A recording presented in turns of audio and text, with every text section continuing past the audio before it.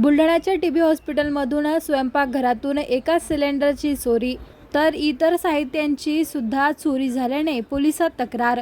संपूर्ण देशात गॅस तुटवड्यामुळे मोठी तारांबळ झाली असून बुलढाण्यातील टीबी हॉस्पिटलमधील स्वयंपाकघराची खिडकी आणि दरवाजाची कडी-कोंडा तोडून 17 सिलेंडरपैकी एका भरलेले सिलेंडर आणि इतर साहित्य चोरी असल्याची घटना समोर आली आहे। त्याचबरोबर तांब्याची ऑक्सिजनची पाईपलाईन देखील काढून देण्यात आली आहे। असा एकूण 1.5 ते 2 लाख रुपयांचा मुद्देमाल चोरी गेल्याचा प्राथमिक अंदाज वर्तविला जात आहे। बुलढाणा शहर पोलीस ठाण्यात तक्रार दाखल करण्यात आली आहे।